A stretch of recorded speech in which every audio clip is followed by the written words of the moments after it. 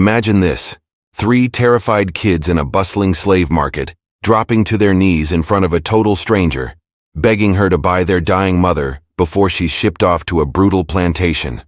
What happens next will shock you. It's a true tale of heartbreak, courage, and redemption that changed history forever. Stick around, because this story of unbreakable family bonds in the face of unimaginable cruelty is one you won't forget. My name is Harriet, and I was 34 years old when my children taught me that sometimes the most profound courage comes from the smallest hearts, and that a mother's love can be matched only by her children's determination to keep their family together. It was the spring of 1848 in Savannah, Georgia, where the air was thick with the scent of magnolia blossoms and the even thicker stench of human misery being bought and sold in the slave markets. I stood on the auction block, my body racked with the coughing fits that had been growing worse for months, knowing that this might be the last time I would ever see my 3 precious children. John was 11 years old, tall for his age, and already showing the strong shoulders that would make him valuable as a field hand in a few years. Mary was 9, with intelligent eyes that missed nothing, and a spirit that no amount of cruelty had been able to break. Little Thomas was only 7, still small enough to curl up in my lap when nightmares or storms frightened him, still young enough to believe that his mama could protect him from all the evils of the world. But I couldn't protect them anymore. Master Reynolds had made that clear when he announced that I would be sold to a sugar plantation in Louisiana, where slaves were worked to death in the cane fields, and where families were nothing more than inconvenient attachments that interfered with profit. "Lot number 23, sir," the auctioneer called out, his voice carrying across the crowded marketplace. Harriet, age 34, house-trained, but showing signs of consumption. Suitable for light domestic work or field labor in warmer climates. Bidding starts at $80. $80. That was what my life was worth to these people, less than the cost of a good horse, barely enough to cover the auctioneer's commission. I could see the calculation in the buyer's eyes as they examined me, weighing my remaining usefulness against the cost of feeding and housing a sick slave. "She's pretty far gone with that cough," I heard one potential buyer say to another. "Probably not worth the trouble unless you can get her cheap. Might last a year or 2 in the sugar fields," his companion replied.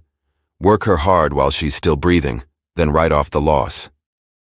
I tried not to listen to their casual discussion of my impending death, tried to focus instead on my children who were standing in the crowd of slaves waiting to be sold. They had been separated from me for the auction, but I could see them clearly, their faces filled with the kind of desperate hope that breaks a mother's heart. John caught my eye and mouthed the words, "I love you, Mama." Mary pressed her hand to her heart, a secret signal that meant she would carry my love with her wherever she went. Little Thomas was crying silently, his small shoulders shaking with the effort of trying to be brave. That was when I saw the white woman who would change all our lives. Mrs. Abigail Worthington was perhaps 48 years old, dressed in the fine clothes that marked her as a woman of wealth and education. She was walking through the slave market with obvious distaste, accompanied by a younger woman who appeared to be her companion or servant. Unlike the other white visitors who examined the slaves like livestock, Mrs. Worthington seemed genuinely disturbed by what she was witnessing. "This is barbaric," I heard her say to her companion as they passed near the auction block. "How can civilized people treat human beings this way?" "It's the way things are done here, ma'am," her companion replied nervously. "Perhaps we should return to the hotel." "Oh no. I need to see this. I need to understand what we're fighting against." Mrs. Worthington was clearly from the North, probably one of those abolitionists who came south to witness the horrors of slavery firsthand. But she was also clearly wealthy, which meant she had the power to do more than just observe and condemn. That was when my children made their move. I watched in amazement and terror as John, Mary, and little Thomas broke away from the group of slaves and approached Mrs. Worthington. They moved with the desperate determination of children who understood that this might be their only chance to save their family. "Please, ma'am," John said, dropping to his knees in front of the startled woman. "Please, buy our mother. She's all we have." Mary knelt beside her brother, her small hands clasped in supplication. "Our master is going to sell her to a sugar plantation. They work sick people to death there. Please don't let them take our mama away from us." Little Thomas was crying too hard to speak clearly, but he managed to whisper, "We don't want to be alone, ma'am. Our mama is everything to us." The entire slave market seemed to freeze as everyone turned to watch this unprecedented scene. Children begging white strangers to buy their mother was not something that happened every day, and the boldness of it shocked even the hardened slave traders who had seen every form of human misery. "Children," Mrs. Worthington said, her voice shaking with emotion. "What are your names?" "I'm John, ma'am. This is my sister Mary and my little brother Thomas. Our mama is Harriet, and she's the best mama in the whole world." "Where is your father?" "Our Master Reynolds sold him last year, ma'am," John said. "Papa was getting too proud, too uppity. We haven't seen him since." Mrs. Worthington looked up at me on the auction block, and our eyes met across the crowded marketplace. I saw something in her gaze that I had never seen in a white person's eyes before. Genuine compassion, real understanding of the pain that slavery inflicted on families like mine. "Your mother is very sick," she said gently to my children. "Can you see how she's coughing?" "Yes, ma'am," Mary replied. "But she's still the best mama ever. She takes care of us even when she's feeling bad. She tells us stories and sings to us and makes sure we remember that we're loved." "If I were to buy your mother, what would you want me to do with her?" "Just let us stay together, ma'am," John said with the earnestness that only an 11-year-old could muster. "We'll work hard for you, all of us. We'll do whatever you ask. Just please don't separate our family." I could see the internal struggle playing out on Mrs. Worthington's face. She was clearly moved by my children's plea, but she was also a practical woman who understood the realities of the situation. Buying a sick slave and 3 children would cost her significant money, and there was no guarantee that I would live long enough to provide any useful service. "How much would it cost to buy all 4 of them?" she asked her companion quietly. "I don't know, ma'am. Perhaps we should inquire with the auctioneer." "Do I hear $80 for the woman?" the auctioneer called out, trying to restart the bidding that had been interrupted by my children's dramatic plea. $120, called out a man I recognized as a representative of the Louisiana sugar plantations. He was exactly the kind of buyer that Master Reynolds had intended, someone who would work me to death in the cane fields and dispose of my body when I could no longer labor. Mrs. Worthington stepped forward, her voice carrying clearly across the marketplace. $160, she announced. A murmur of surprise ran through the crowd. $160 was a substantial sum for a sick slave, far more than anyone had expected the bidding to reach. $200, the sugar plantation representative countered, clearly annoyed by the unexpected competition. $240, Mrs. Worthington replied without hesitation. The crowd was buzzing now, amazed by the escalating bidding war over a slave who had seemed worthless just minutes before. The sugar plantation representative shook his head and walked away, unwilling to pay such an inflated price for damaged goods. $240, going once, going twice, sold to the lady from the north. I felt my knees buckle with relief and disbelief. Mrs. Worthington had actually bought me, had paid an enormous sum to keep me away from the sugar plantations where I would have died within months. But more importantly, she had responded to my children's desperate plea with the kind of compassion that I had never dared to hope for. "Now," Mrs. Worthington said to the auctioneer, "I would like to purchase the 3 children as well." "The children aren't scheduled to be sold today, ma'am. They belong to Master Reynolds, and he was planning to keep them for field work." "Then please ask Master Reynolds if he would be willing to sell them to me. I'm prepared to pay a fair price." Master Reynolds himself appeared within minutes, drawn by the news that someone was willing to pay premium prices for his property. He was a man of perhaps 38 years with the soft hands and pale complexion of someone who had never done physical labor, and the calculating eyes of someone who saw dollar signs in every human transaction. "Mrs. Worthington, I understand you're interested in purchasing some additional slaves. I would like to buy the 3 children, who belong to the woman I just purchased. I believe they're her children, and they are fine young slaves, all of them. The boy will be ready for field work in a year or 2, and the girls will make excellent house servants. I was planning to keep them, but I might be willing to part with them for the right price. What would you consider a fair price for all 3? Master Reynolds's eyes gleamed with greed as he calculated how much he could extract from this wealthy northern woman who seemed determined to keep the family together. $400 for all three. That's a bargain considering their potential value. It was an outrageous sum, far more than the children were worth by any reasonable standard. But Mrs. Worthington didn't hesitate. Done. $400 for the children. $640 total. Are you certain about this? Her companion whispered urgently. I'm certain, Mrs. Worthington replied firmly. Some things are more important than money. The transaction was completed within the hour, with papers signed and money exchanged. I found myself standing with my children in front of the woman who had just spent a small fortune to keep our family together.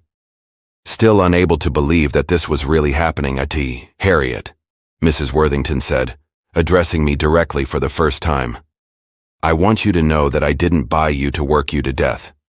I bought you because your children love you, and because no family should be separated by the cruelty of slavery. Thank you, ma'am, I managed to say through my tears. Thank you for keeping us together. We have a long journey ahead of us, she continued. I'm taking you to Philadelphia where you'll be safe and free. But until we get there, you'll need to pretend to be my servants. Can you do that? Yes, ma'am, we'll do whatever you ask. Good. Then let's go home. As we walked away from the slave market that had nearly destroyed our family, I felt something I hadn't experienced in years. Hope. Hope that my children would grow up free. Hope that we would never again face the terror of being sold away from each other. Hope that the woman who had rescued us would prove to be as kind as she appeared. I didn't know then that Mrs. Worthington would become more than just our rescuer. I didn't know that she would become the mother I had never had, the friend I had never dared to dream of, the woman who would transform our lives in ways that neither of us could have imagined. All I knew was that my children's desperate plea had been answered by a stranger with a compassionate heart, and that for the first time in my life, I was traveling toward freedom rather than deeper into bondage. The journey to Philadelphia would take a week, but the journey to a new life was just beginning. The train that carried us away from Savannah was unlike anything I had ever experienced. I had spent my entire life within a few miles of the plantation where I was born, and the idea of traveling hundreds of miles to a place I had only heard about in whispered conversations seemed almost impossible to believe. Mrs. Worthington had arranged for us to travel in a private compartment, away from the curious stares of other passengers who might question the unusual sight of a wealthy white woman traveling with 4 black companions. She had provided us with clean clothes and simple meals, treating us with a kindness that still seemed too good to be true. Children, she said as the train pulled away from the Savannah station, I want you to understand something important. You are no longer slaves. You are free people traveling to a free state, but until we reach Philadelphia, we need to be careful about who knows that. Why, ma'am? Mary asked with the curiosity that had always marked her as different from other slave children. Because there are laws that allow slave catchers to capture runaway slaves and return them to their masters, even in free states. If anyone suspects that you've been freed, they might try to claim that you're actually runaways and send you back to Master Reynolds. The thought of being returned to Master Reynolds sent a chill through all of us. We had escaped his cruelty, but the threat of being dragged back into slavery would hang over us until we were safely established in the North. What should we do if someone asks about us? John inquired, already thinking like the man he would soon become. You'll say that you're my servants traveling with me to Philadelphia. I have papers that prove I own you legally, so there shouldn't be any problems. But it's important that you remember to act like servants when other white people are around. It was a strange request to pretend to be slaves when we were actually free, but we understood the necessity. The journey to freedom required one final performance of bondage, one last act of submission before we could claim our true identities. As the train carried us north through the Carolinas and Virginia, Mrs. Worthington began to tell us about herself and why she had been moved to help our family. Her story was one of loss and redemption of a woman who had found purpose in helping others after tragedy had devastated her own life. I had 3 children once, she said quietly, as we watched the countryside roll past our window. 2 boys and a girl, about the same ages as you 3. They died in a yellow fever epidemic 4 years ago along with my husband. We're sorry for your loss, ma'am, I said, understanding now why she had been so moved by my children's plea. After they died, I didn't know what to do with myself. I had all this money, this big house, but no family to share it with. That's when I became involved with the abolitionist movement. I thought that if I couldn't save my own children, maybe I could help save other people's children. Is that why you came to Savannah? Mary asked. Yes. I wanted to see slavery with my own eyes to understand what we were fighting against. I never expected to come home with a family. Little Thomas, who had been quiet for most of the journey, suddenly spoke up. Are you going to be our new mama? The question hung in the air, innocent and profound. Mrs. Worthington was quiet for a long moment, and I could see tears forming in her eyes. I could never replace your real mama, she said finally. But I hope I can be something like a grandmother to you, someone who loves you and wants to help you grow up strong and free. We'd like that, John said, speaking for all of us. We'd like that very much. As the train continued north, I began to notice changes in the landscape and the people. The further we traveled from the deep south, the fewer slaves I saw working in the fields. The towns looked different, more prosperous, and less oppressive. Even the air seemed cleaner, as if we were leaving behind not just a place, but an entire way of life. Tell me about Philadelphia, I asked Mrs. Worthington during one of our quiet conversations. What will it be like for us there? Philadelphia is a city where slavery has been illegal for decades, she replied. There are thousands of free black people living there, working as craftsmen, shopkeepers, teachers, even doctors and lawyers.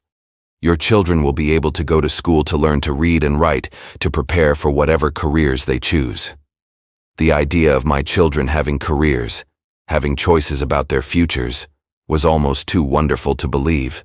In the South, the best a slave child could hope for was to learn a useful trade that might make them valuable enough to avoid the worst punishments.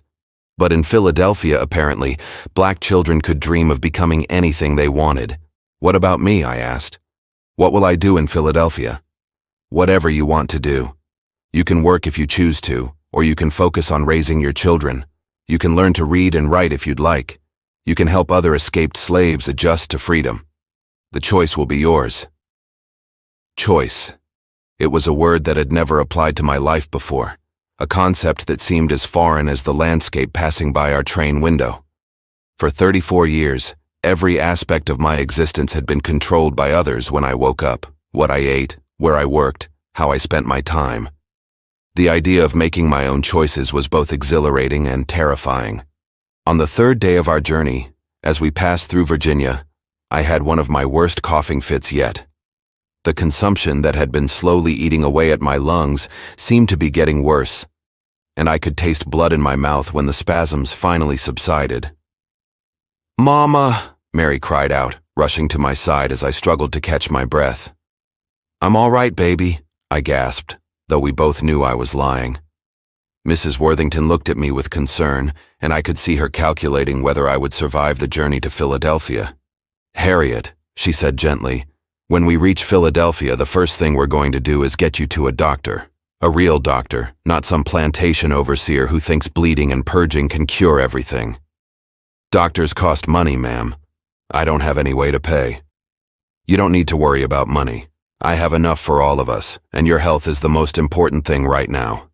The kindness in her voice brought tears to my eyes. No one had ever cared about my health before, had ever seen my well-being as important in its own right, rather than just as it related to my ability to work.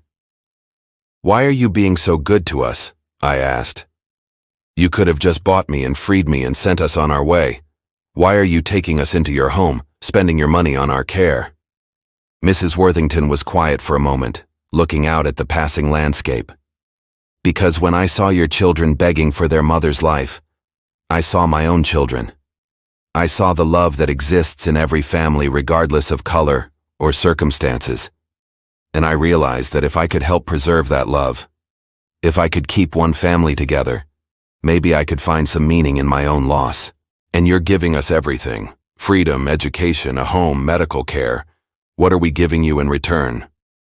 You're giving me a family again. You're giving me a purpose.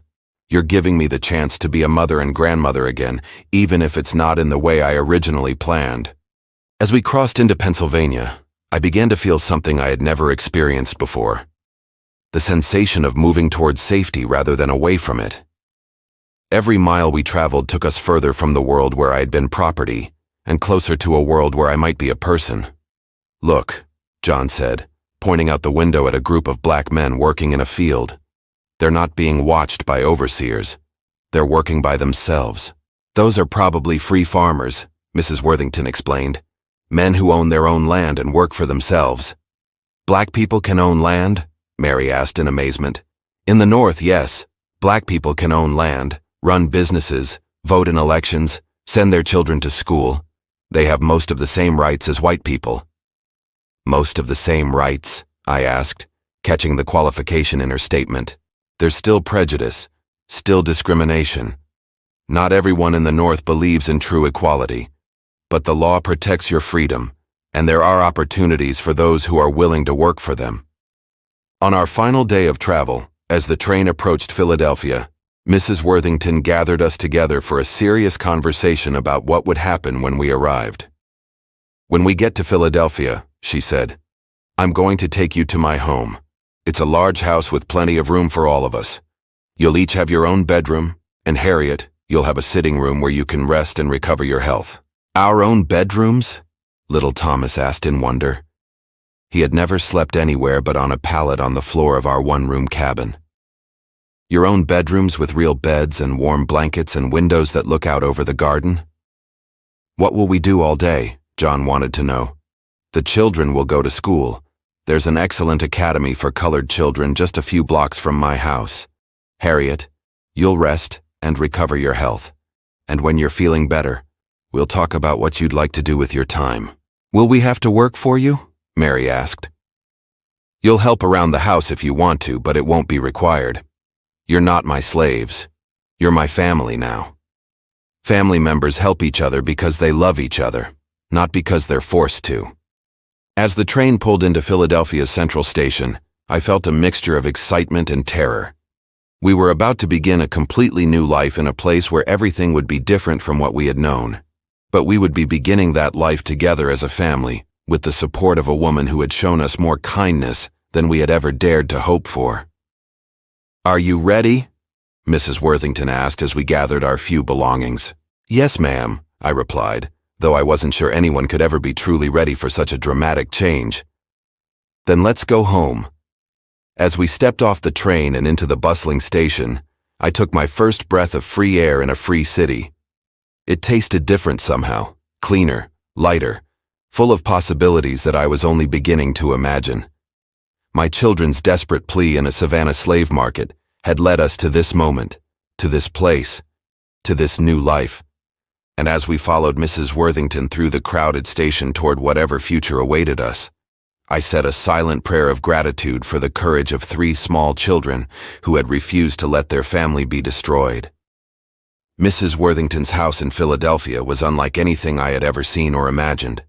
It was a 3-story brick mansion on Society Hill with tall windows, elegant furnishings, and more rooms than I could count. The garden behind the house was filled with flowers and trees, and there was even a small pond with fish swimming in it. "This is where you'll be living," Mrs. Worthington said as she showed us through the house. "I know it's very different from what you're used to, but I hope you'll come to think of it as home." My children were speechless as they explored their new surroundings. John ran his hands along the polished wood banister of the main staircase. Mary stared in wonder at the paintings on the walls, and little Thomas kept asking if he was allowed to touch things. "You can touch whatever you like," Mrs. Worthington assured him. "This is your home now. You don't need permission to live in it." She showed us to our rooms on the 2nd floor. Each child had their own bedroom with a real bed, a dresser, and a window that looked out over the garden. My room was the largest, with a sitting area where I could rest during the day, and a view of the street where I could watch the life of the city unfold. "Mrs. Worthington," I said as we stood in my new bedroom, "I don't know how to thank you for all this. It's more than I ever dreamed possible." "You don't need to thank me, Harriet. You and your children have already given me more than you know." "What do you mean?" "You've given me a reason to wake up in the morning again. You've given me people to care for, to worry about, to love. For 4 years, this house has been empty and quiet. Now it's full of life again. That first night in Philadelphia, I lay in my comfortable bed, listening to the sounds of the city outside my window.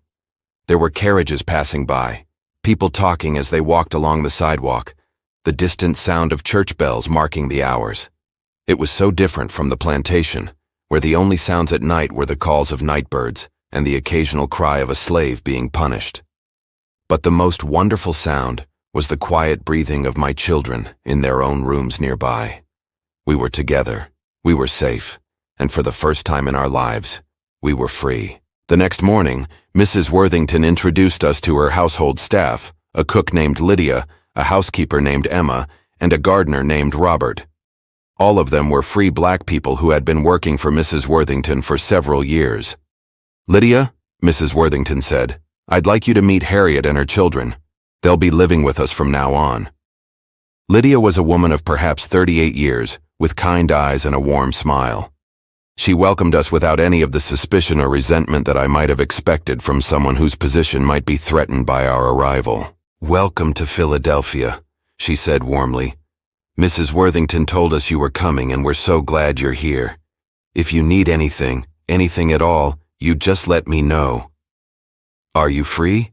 Mary asked with the directness that children possess. "Free as a bird, child.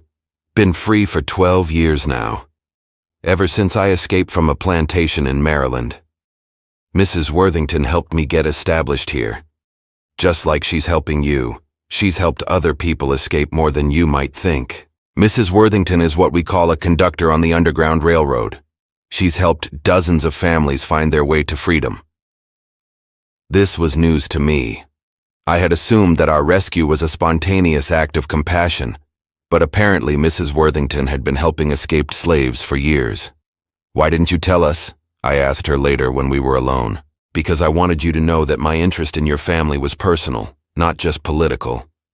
Yes, I help escaped slaves as part of my abolitionist work, but I brought you here because your children touched my heart, because I saw in your family something that I had lost and wanted to be part of again." Over the following weeks, Mrs. Worthington began the process of integrating us into life in Philadelphia. The first priority was my health, and she arranged for me to see Dr. Henry Caldwell, one of the city's most respected physicians. Dr. Caldwell was a middle-aged white man with gentle hands and a kind manner. He examined me thoroughly, listening to my lungs, checking my throat, and asking detailed questions about my symptoms.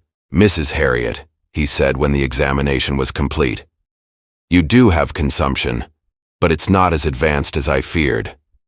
With proper rest, good nutrition, and the right medications, I believe you can make a full recovery." A full recovery.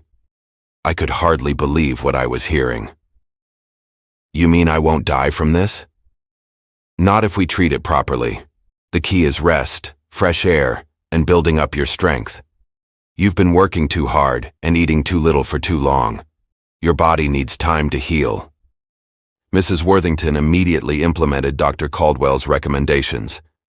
She insisted that I spend my mornings resting in the garden, breathing the fresh air, and soaking up the sunshine. My meals were carefully planned to include the foods that would help me regain my strength: fresh meat, vegetables, milk, and eggs. "But I feel guilty eating so well when I'm not working," I told her one afternoon as we sat in the garden together. "Harriet, you've been working since you were a child. You've earned the right to rest and recover. Besides, taking care of your health is work. It's the most important work you can do right now." While I focused on recovering my health, my children began their education at the Colored Academy of Philadelphia. It was a school founded by abolitionists specifically to provide quality education to black children, and the teachers were some of the most dedicated people I had ever met. "Mama," John said excitedly after his first day of school, "they're going to teach me mathematics and science and engineering. The teacher says I have a natural aptitude for numbers. And they're going to teach me to read Latin," Mary added. "Latin, Mama, just like the white children learn in their fancy schools." Little Thomas was perhaps the most transformed by the school experience. He had always been shy and quiet on the plantation, but in an environment where learning was encouraged rather than forbidden, his personality began to bloom. "I can write my name," he announced proudly one evening, showing me the letters he had carefully formed on his slate. "And I can write your name too, Mama. Want to see?" Watching my children discover the joy of learning was one of the greatest pleasures of my new life. They came home each day full of excitement about what they had learned, eager to share their new knowledge with me and Mrs. Worthington. But perhaps the most surprising development was my own education. As my health improved and I had more energy, Mrs. Worthington suggested that I might like to learn to read and write as well. "I'm too old to learn such things," I protested. "Reading and writing are for young people." "Nonsense. You're 34 years old, Harriet. You have decades of life ahead of you. Why shouldn't you spend them as an educated woman?"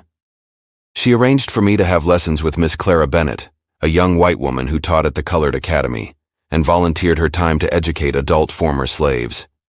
Miss Bennett was patient and encouraging, never making me feel ashamed of my ignorance or frustrated by my slow progress. "You're doing wonderfully, Mrs. Harriet," she said, after I had successfully read my first complete sentence from a book. "You have a natural intelligence that was simply never given the chance to develop." As the months passed, I began to discover abilities and interests that I had never known I possessed. I found that I had a talent for mathematics, an interest in history, and a particular fascination with literature. Mrs. Worthington's library became my favorite room in the house, and I spent hours reading books that opened up worlds I had never imagined. "Harriet," Mrs. Worthington said one evening as we sat in the library together, "I have something to tell you that might surprise you." "What is it?"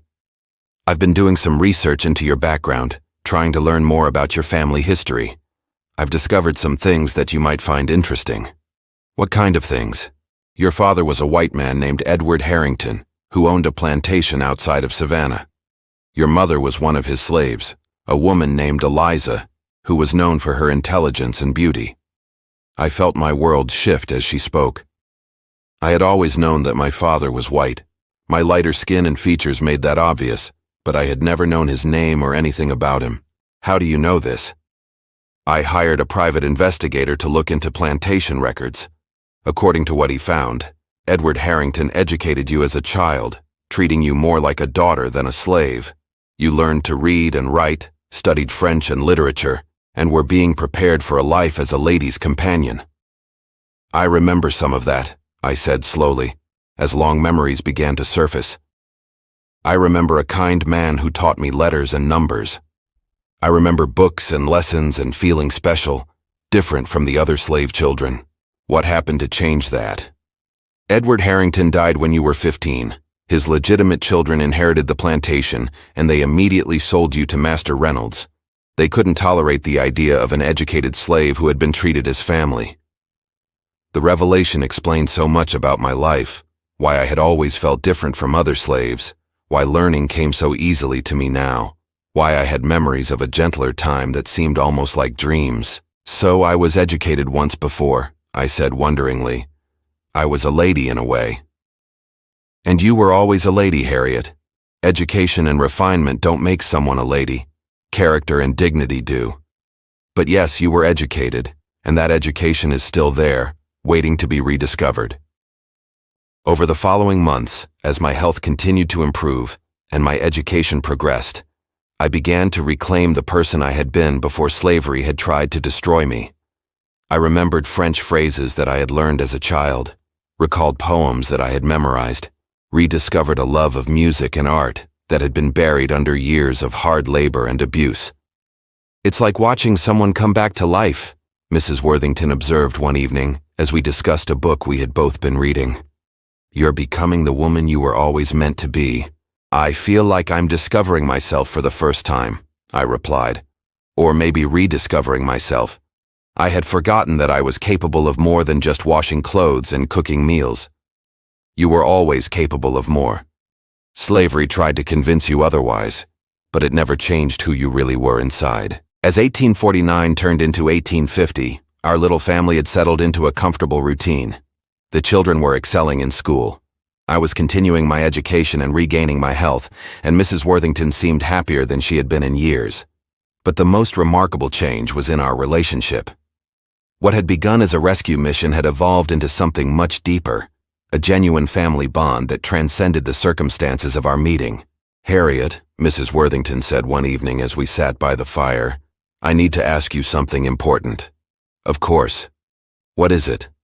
"I'm getting older, and I need to start thinking about the future.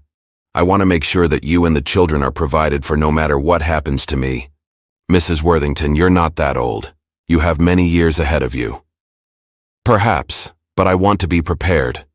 I want to know that the family I've come to love will be safe and secure even after I'm gone." "What are you thinking about?" "I'm thinking about changing my will. I want to leave everything to you and the children, the house, the money, everything." I stared at her in shock. "Mrs. Worthington, you can't be serious. That's an enormous fortune.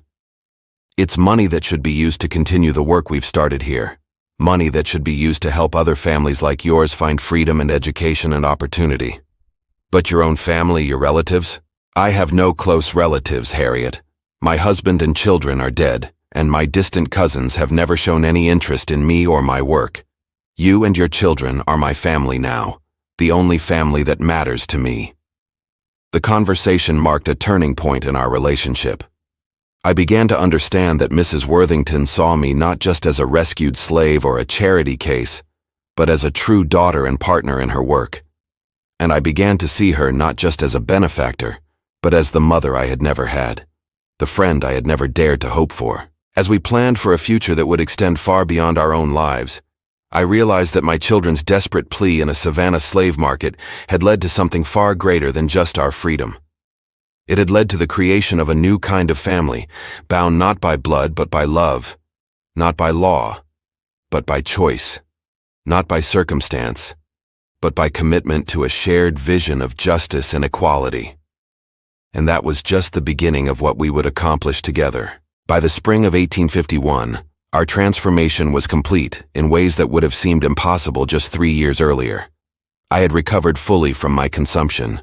My children were thriving in their studies, and Mrs. Worthington had become the mother and grandmother that none of us had ever expected to find. But perhaps the most remarkable change was in my own role within the household and the broader abolitionist community. As my education progressed and my health returned, I had gradually taken on more responsibilities in managing Mrs. Worthington's affairs and her Underground Railroad activities. "Harriet," she said one morning, as we reviewed correspondence from escaped slaves seeking help, "I think it's time for you to take the lead on some of these cases. You understand better than I do what these families are going through, and you have a natural ability to organize and plan." "Are you sure? I'm still learning so much." "You've learned more in 3 years than most people learn in a lifetime, and more importantly, you have the heart for this work. These families need someone who understands their struggles from personal experience." I began by helping to coordinate safe houses and transportation for escaped slaves making their way to Philadelphia. My own experience of the journey from slavery to freedom gave me insights that even the most dedicated white abolitionists couldn't possess. "Mrs. Harriet," said a young woman named Anna who had escaped from a Virginia plantation with her 2 children, "how do you do it? How do you learn to live as a free person when you've been a slave your whole life?" "One day at a time," I replied, remembering my own struggles with the concept of choice and self-determination. "You start by making small decisions: what to eat for breakfast, what dress to wear, how to spend your afternoon. Then gradually you work up to bigger decisions about work and education in the future. But what if I make the wrong choices? Then you learn from them and make better choices next time. That's what freedom means. The right to make mistakes and learn from them instead of having every aspect of your life controlled by someone else." My children, meanwhile, were exceeding everyone's expectations in their studies. John had developed a passion for mathematics and engineering that amazed his teachers. Mary was showing remarkable aptitude for languages and literature, already speaking French fluently and beginning to learn German.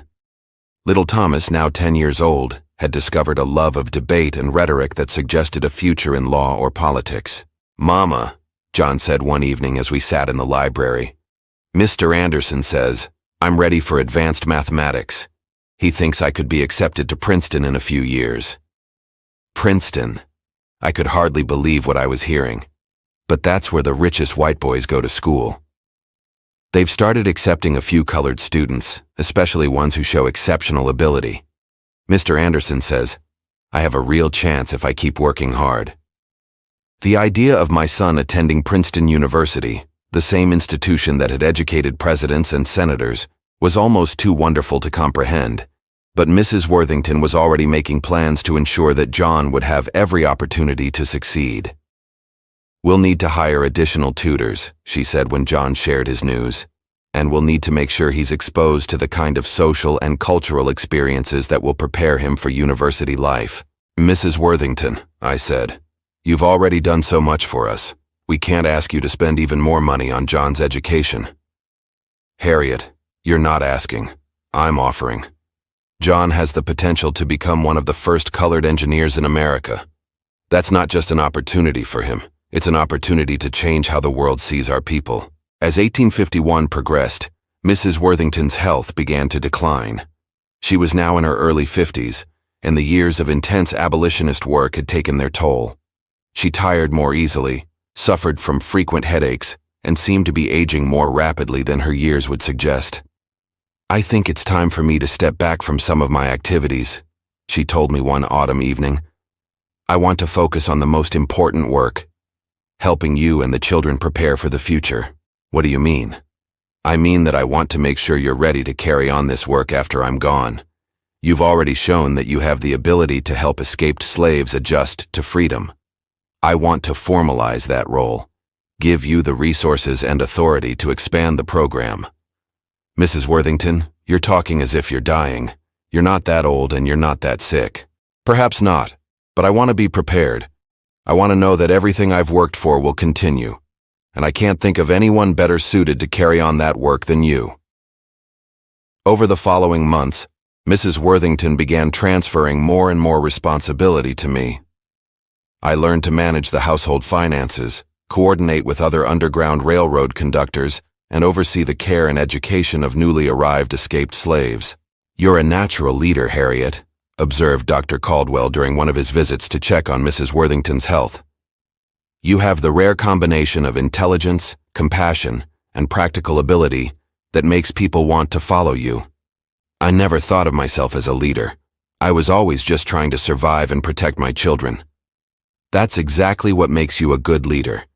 You understand what's at stake, and you're willing to do whatever it takes to protect the people you care about.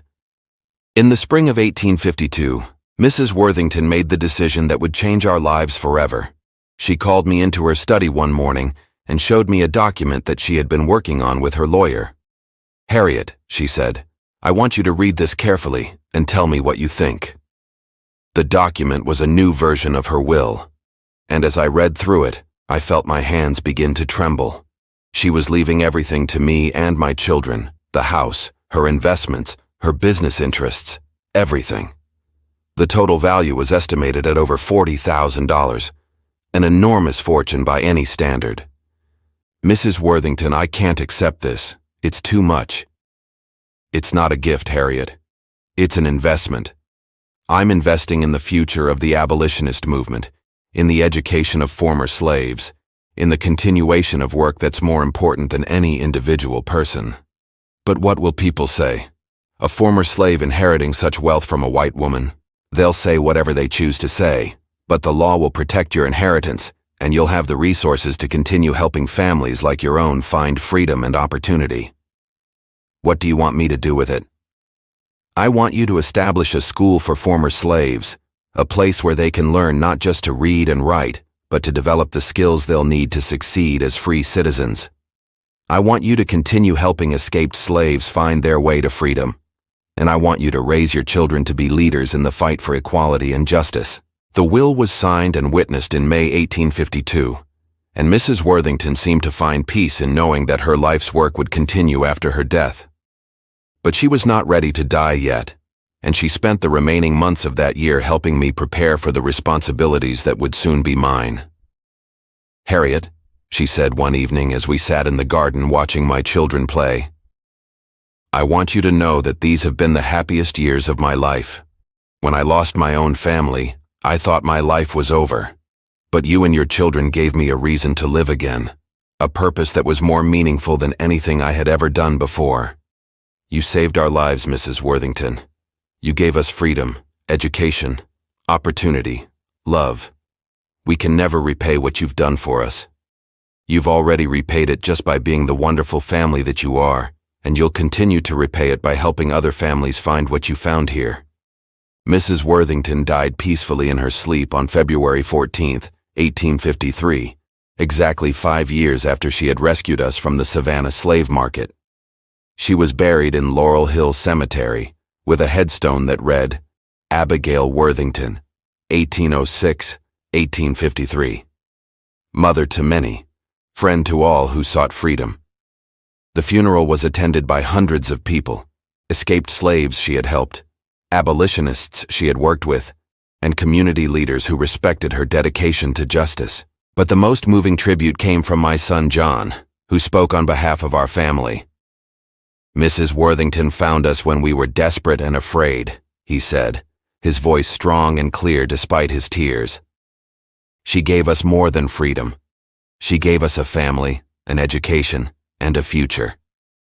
She taught us that love is stronger than law, that compassion is more powerful than prejudice, and that one person's courage can change the world. We promised to honor her memory by continuing the work she started, by helping other families find the freedom and opportunity that she gave to us, and by raising our children to be worthy of the sacrifices she made for us. As I stood beside Mrs. Worthington's grave, holding my children close and thinking about the future that lay ahead of us, I realized that our story was far from over. In fact, it was just beginning. The desperate plea that my children had made in a Savannah slave market had led to our freedom, our education, and our transformation into a family of means and influence. But more importantly, it had led to our commitment to help other families make the same journey from bondage to freedom. Mrs. Worthington had given us the resources and the responsibility to continue her work.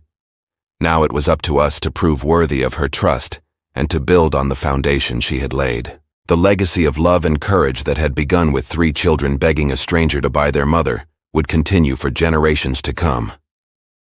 The reading of Mrs. Worthington's will in March 1853 shocked Philadelphia society and made headlines in newspapers across the North. The idea that a wealthy white woman had left her entire fortune to a former slave family was unprecedented, and the reaction ranged from admiration to outrage. Worthington heir leaves fortune to former slaves, read the headline in the Philadelphia Inquirer. The unprecedented bequest sparks controversy in abolitionist circles. Some praised Mrs. Worthington's decision as a bold statement about racial equality and the potential of former slaves. Others criticized it as misguided charity that would be wasted on people who couldn't possibly understand how to manage such wealth. But I was determined to prove the critics wrong and to honor Mrs. Worthington's faith in our family. The first thing I did with our inheritance was to establish the Abigail Worthington Institute for Freedom, a comprehensive school and support center for former slaves. Located in a large building that I purchased in downtown Philadelphia, the institute offered basic education, job training, housing assistance, and legal aid to anyone who had escaped from slavery. Education is the key to true freedom, I told the first class of students at the institute. You can break the chains on your bodies, but only education can break the chains on your minds. The institute quickly became a model for similar programs throughout the North. Within 5 years, we were serving over 400 former slaves annually, helping them transition from bondage to productive citizenship. My children, meanwhile, continued to excel in their studies and began to fulfill the promise that Mrs. Worthington had seen in them. John was accepted to Princeton University in 1854, becoming one of the first African Americans to study engineering there. Despite facing significant prejudice from some classmates and professors, he graduated with honors in 1858 and went on to become a pioneering bridge engineer, designing structures that are still in use today. Mary followed her passion for languages and literature, eventually becoming one of the first African American women to earn a medical degree. She specialized in treating the health problems that were common among former slaves: malnutrition, untreated injuries, and the psychological trauma of bondage. Little Thomas, who was no longer little, studied law at Temple University and became one of the most effective civil rights attorneys of his generation. He argued several landmark cases before the Supreme Court, helping to establish legal precedents that protected the rights of former slaves. But perhaps our most important work was in continuing Mrs. Worthington's Underground Railroad activities. Using the resources she had left us, we were able to expand the network significantly, helping over 2,500 slaves escape to freedom between 1853 and 1859. Mama Harriet, as I became known in the abolitionist community, you've helped more families than anyone except Harriet Tubman herself, Frederick Douglass told me during a visit to the Institute in 1857. I'm just doing what Mrs. Worthington taught me to do, I replied, and I'm helping other families find what she helped us find: freedom, education, and the chance to build a better life. When the Civil War began in 1861, our family threw ourselves into supporting the Union cause. We used our resources to help fund and equip the 54th Massachusetts Infantry Regiment, one of the first African-American units to serve in the war. John temporarily left his engineering studies to serve as a technical advisor to the regiment, helping to design fortifications and bridges. Mary worked as a nurse in military hospitals, treating wounded soldiers regardless of their race. Thomas used his legal skills to help former slaves navigate the complex process of gaining official recognition of their freedom. We're fighting for more than just the end of slavery, I told a gathering of abolitionists in 1857. We're fighting for the principle that all people, regardless of color, have the right to life, liberty, and the pursuit of happiness. The war ended in 1865 with the abolition of slavery, but our work was far from finished. The challenges facing 4 million newly freed slaves were enormous, and the Institute became a crucial resource for helping them adjust to freedom. Freedom is not just the absence of chains, I would tell new arrivals at the Institute. Freedom is the presence of opportunity, education, and hope. Our job is to help you find all three.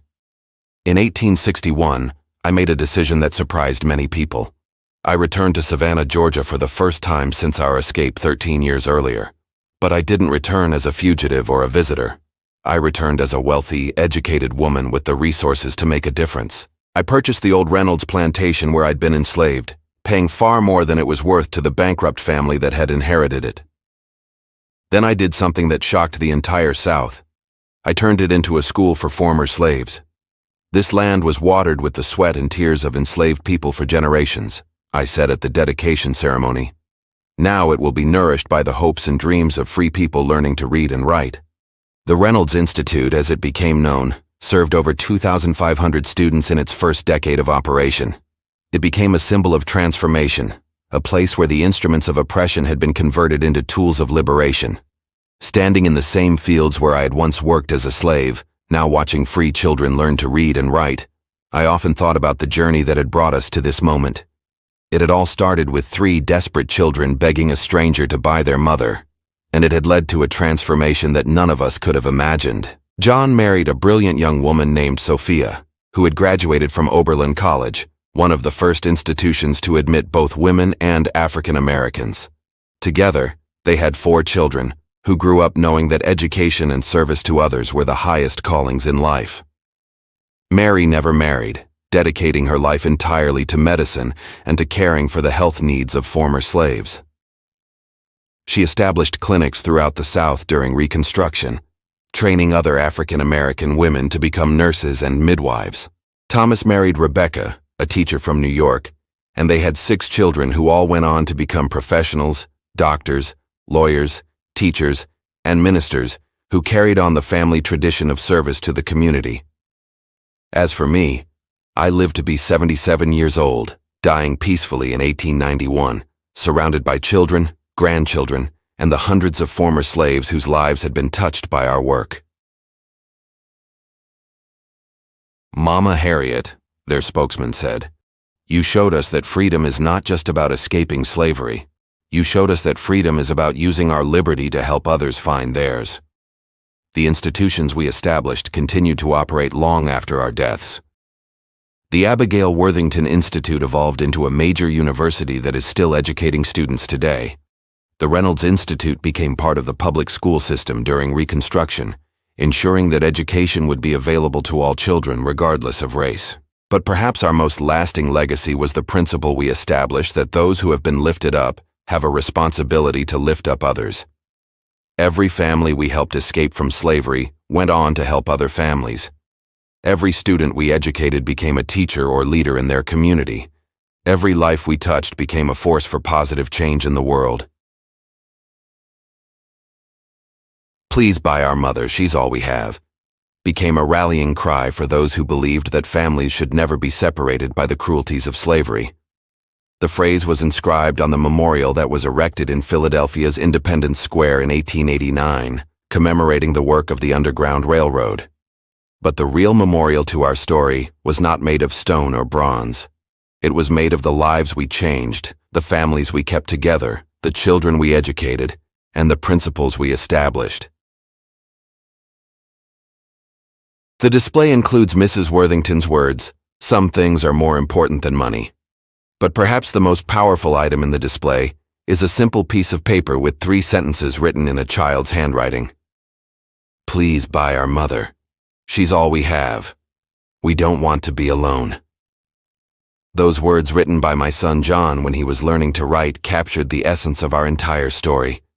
They reminded visitors that behind every great movement for justice are individual families fighting to stay together, individual children refusing to give up hope, and individual acts of love that can transform the world.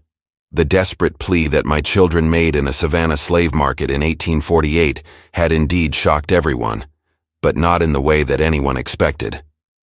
It had shocked them with its power to inspire compassion, to create change, and to prove that the bonds of family love are stronger than any chains that human cruelty can forge. And that shockwave of love and courage continued to ripple outward generation after generation, touching lives and changing hearts in ways that we could never have imagined when 3 frightened children knelt before a stranger and begged her to keep their family together. In the end, that's what our story was really about. Not just the journey from slavery to freedom, but the understanding that freedom means nothing unless it's shared, that education is worthless unless it's used to help others, and that the greatest wealth is not what you accumulate for yourself, but what you give to those who come after you. Mrs. Worthington had been right when she said that some things are more important than money. Love is more important, family is more important, justice is more important, and the courage to act on those principles, even when it costs everything you have, is the most important thing of all. Historical note. The story of Harriet and her children represents the experiences of countless enslaved families who face the devastating reality of family separation, one of the most traumatic aspects of the slavery system. While this particular account is fictional, it is based on documented cases of families who were rescued by abolitionists and went on to make significant contributions to American society. The character of Mrs. Abigail Worthington was inspired by real historical figures like the Tappan brothers, Gerrit Smith, and other wealthy abolitionists who used their resources to purchase slaves for the purpose of freeing them.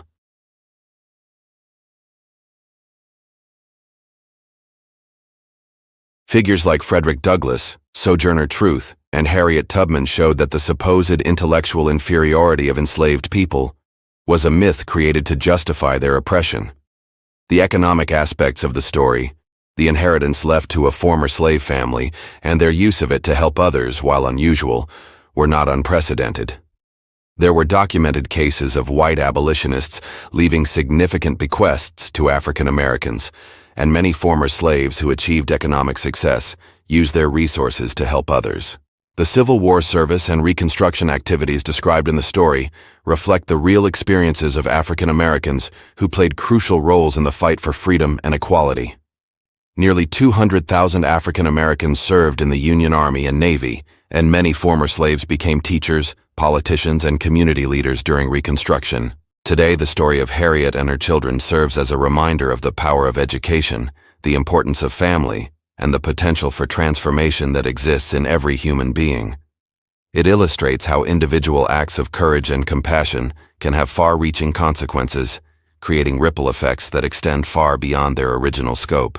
The themes explored in this story, the bonds of family love, the transformative power of education, and the responsibility of those who have been helped to help others remain relevant today as we continue to work toward a more just and equitable society. The echoes of 3 children's desperate plea reverberate through time.